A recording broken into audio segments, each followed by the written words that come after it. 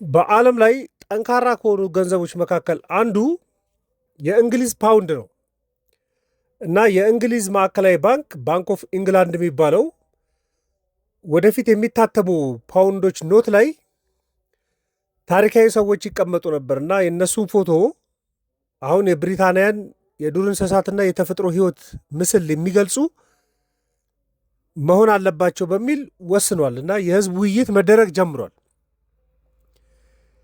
ይሄ ሌሎች የዓለም ገንዘቦች ላይም የራሱ ተጽዕኖ ይኖረዋል ተብሎ የሚታሰብ ነው። እንዲህ በፓውንድ ላይ እንግዲህ እንግሊዝ ገንዘብ ፓውንድ ላይ የተለመደ አለ። እንግዲህ የንጉሳዊ ስርዓት አለ በእንግሊዝና የኮመንዌልዝ የሚባሉት ሀገራት ላይ የሚተገበር ማለት ነው እና በፓውንድ ላይ የንግስት እና የንጉስ ምስል ፊት ለፊት ይኖራል። ሁሉም ኖቶች ላይ አሁን እንግሊዝ ያላት ገንዘብ 5 ፓውንድ አለ፣ 10 ፓውንድ፣ 20 ፓውንድ እና 50 ፓውንድ ነው ያላት እና ሁሌ ፊት ለፊት ላይ ንግስትና ንጉስ ነው። ንግስት ወይ ንጉስ ነው። እንግዲህ ንግስቷ ንግስት ኤልሳቤት ሁለተኛ 2022 ከሞቱ በኋላ ንጉስ ቻርለስ ሶስተኛ ተተክተዋል። አሁን የንጉስ ቻርለስ ሶስተኛ ምስል አለ በፊት ለፊት፣ በጀርባ ሌሎች ናቸው ያሉት። እሳቸው ከመሞታቸው በፊት ደግሞ የንግስት ኤልሳቤት ሁለተኛ ምስል ይደረጋል። ግን ከኋላ ሌሎች የእንግሊዝ ባለውለታ ናቸው የሚባሉ ሰዎች ምስላቸው ይደረጋል ገንዘቦቻቸው ላይ። እንግዲህ 2022 ላይ ንግስት ኤልሳቤት ከሞቱ በኋላ መጀመሪያ የነበሩ ገንዘቦች መለወጥ ጀምረዋል። በሂደት በአንድ አይደለም የተለወጡት። በተለይ ከ2024 በኋላ የሚታተሙ ገንዘቦች የንጉስ ቻርለስ ሶስተኛ ምስል መሆን ጀምረዋል። ግን አሁን ሁለቱንም ገንዘቦች ልትመለከቱ ትችላላችሁ። ንግስቲቷ ያሉበትም ገንዘብ ሊኖር ይችላል፣ ንጉሱም ያሉበት ገንዘብ ሊኖር ይችላል። አልተሰረዙም። የንግስቲቷ ያሉበት ኖቶች ምስል ያለበት አልተሰረዘም። ህጋዊ ገንዘብ ናቸው። አሁንም ግን ሰዎች ለግብይት ይጠቀሙበታል። ግን ወደ ባንክ ሲመጡ በሂደት ወደ ንጉሱ እየተለወጡ ነው። ስለዚህ እንግሊዝ ውስጥ ሁለቱንም ገንዘብ ልታዩ ትችላላችሁ እና ዋናው በእንግሊዝ ፓውንድ ላይ ያሉ ሰዎች እንግዲህ ለዓለም በጣም ብዙ ነገር ያበረከቱትን ይጠቀማሉ። ከድሮ ጀምሮ ለምሳሌ የ5 ፓውንድ ኖት ላይ ከ2017 በፊት የንግስት ኤልሳቤትና የኤልዛቤት ፍራይ እንግዲህ ለታሰሩ እስረኞች ትግል ታደርግ የነበረች ነች እና ለ14 ዓመት የእሷ ምስል ነበረበት ባለ 5 ፓውንድ ላይ። ከ2017 በኋላ ግን የንግስት ኤልዛቤትና የዊንስተን ቸርችል ምስል መደረግ ጀምሯል። አንድ ሰው ብቻ አይደለም የሚደረገው፣ በተወሰነ ዓመት። ለምሳሌ ኤልዛቤት ፍራይ 14 ዓመት ነው የቆየችው። የነ ዊንስተን ቸርችልም አለ። የበፊቱ 10 ፓውንድ ላይ ንግስቱ እንዳሉ ናቸው። ግን ቻርለስ ዳርዊን ነበር በኢቮሉሽን ቲዎሪ የሚታወቀው ቻርለስ ዳርዊን ለ17 ዓመት 10 ፓውንድ ላይ ነበረ። ከ2017 በኋላ ደግሞ ቻርለስ ዳርዊን ወረደና ጃኔ ኦስተን እየተተኩ ነው የመጡት። ከ2020 በፊት 20 ፓውንድ ላይ የነበረው አዳም ስሚዝ ነበር። 13 ዓመት አዳም ስሚዝ የእንግሊዙ 20 ፓውንድ ላይ ነበረ። አሁን ደግሞ በተርነር ተለውጧል። ከ2021 በፊት 50 ፓውንድ ላይ እነ ጄምስ ዋትና ማቲው ቦልተን የኢንዱስትሪ አብዮት ጊዜ ላይ የነበሩ ናቸው። እነሱ ነበሩ ኖቱ ላይ። ከ2021 በኋላ ደግሞ አላን ተሪንግ ነው እየተለወጡ የመጡት። አሁን ያሉት ኖቶችም ደግሞ በሌሎች ተተክተዋል። አሁን የነበሩት በሙሉ ተተክተዋል። ለምሳሌ 5 ፓውንድ ላይ የንጉሱ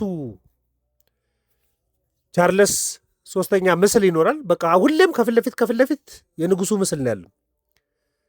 ግን ከጀርባ ዊንስተን ቸርችል አለ። ዊንስተን ቸርችል እንግዲህ በሁለተኛ ዓለም ጦርነት ወቅት የእንግሊዝ መሪ የነበረ ነው እና አገሩን በከባድ ሁለተኛ ዓለም ጦርነት ወቅት ላይ የመራ በጣም ታዋቂ ፖለቲከኛ ነው እና 2016 ላይ ነው እሱ ገንዘቡ 5 ፓውንድ ላይ ይወጣለት።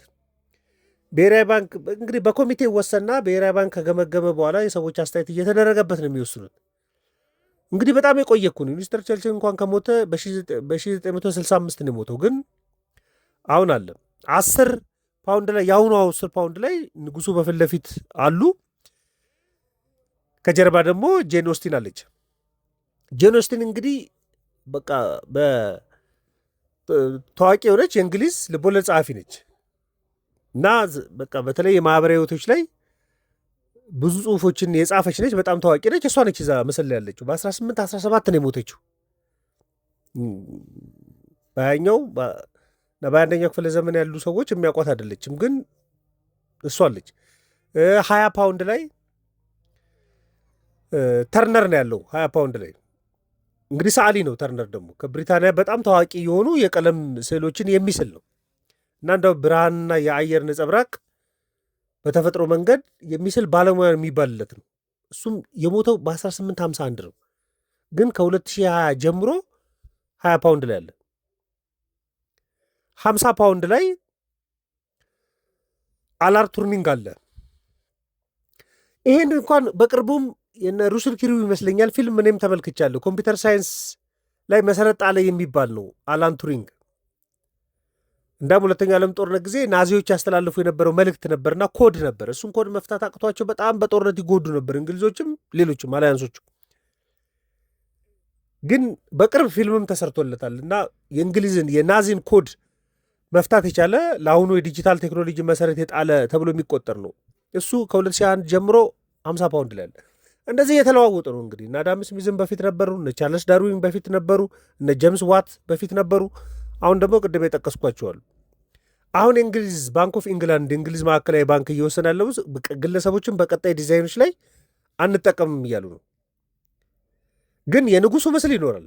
ቻርልስ ሶስተኛ እስካሉ ድረስ የእሳቸው ምስል ሁሉም ኖት ላይ ይኖራል። 5ም 10ም 50 ፓውንድ ላይ ይኖራል። ግን የጀርባ ገጾች ላይ የሚሆኑት ግን እንስሳቶች እንዲሆኑ ወስነዋል። እና አሁን የተመረጡ እንስሳቶችም አሉ። አንዱ ቀይ ቀበሮ ነው። ፓፊን የሚባለው ወፍ አለ።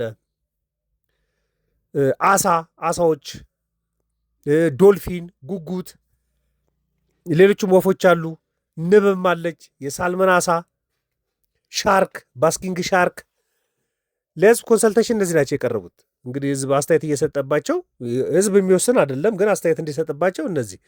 ስለዚህ ኢንግላንድን ይገልጻሉ ተብሎ የሚታሰቡትን እነዚህን እንስሳቶች በሰዎች ምትክ ለማድረግ አስበዋል። ይሄ ለውጥ የሚሉት ምንድን ነው? ለብሪታንያኖች ተፈጥሮን ለማክበር የገንዘብ ኖቶችን ደህንነትም ለማሻሻል አዲስ ብሔራዊ ምልክቶችንም ለማሳየት ነው እንደዛ እየወሰኑ ያሉት። ግን በቀላሉ የሚገቡ አይደሉም። አዳዲስ ኖቶቹ ወደ ገበያ ከመግባታቸው በፊት የተወሰኑ ዓመታቶች ሊፈጅ እንደሚችል ነው የሚታስበው። ኢቭን ንግሥት ኤልሳቤት እንኳ ሁለተኛ ከሞቱ ከ2022 በኋላ እንኳን ገንዘቦቹ ስቲል በሙሉ ተጠርገው አላለቁም እስከ 2026 ድረስ። አሁንም ለመተካት አጭር ጊዜ ውስጥም ነው የሚባለው፣ ግን እንደዛ ተወስኗል። ግን ይሄ ጉዳይ ሌሎች ብሔራዊ ባንኮችም ተጽዕኖ እንዲፈጠርባቸው ሊያደርግ ይችላል። በቃ የንጉሥ የመሪ ምናምን ምስልን የሚጠቀሙ ብዙ ሀገራት አሉና አሁን እንግሊዝ የምትወስደው እርምጃ ሌሎችን ብሔራዊ ባንኮች ያላቸው ገንዘብ ላይ ውሳኔ ለውጥ እንዲያደርጉ ሊያደርጋቸው ይችላል። ሁሉም ሀገራት ያላቸው እንስሳ አለ፣ በቃ ታሪካዊ ቅርሶች አሉ፣ ባህላዊ ምልክቶች አሉ፣ የተፈጥሮ ሀብቶች አሉ። እነሱን በደንብ ማስተዋወቅ ይሻላል የሚል አስተሳሰብ እንዳላቸው ነው የሚያሳየው። እንግሊዝም ትልቅ ነች፣ ፓውንድም በጣም ትልቅ ነው። ይሄ በብሔራዊ ባንክም ትልቅ ውሳኔ ነው። ይህ መረጃ ለእናንተ ሼር ለማድረግ ነው። ማንኛውም ሀሳብ አስተያየት ካለ ልትልኩልኝ ትችላላችሁ። ቻናሉ አዲስ ስለሆነ ላይክ፣ ሰብስክራይብ በማድረግ ቤተሰብ እንድትሆኑ ጋብዛለሁ። መልካም ቀን።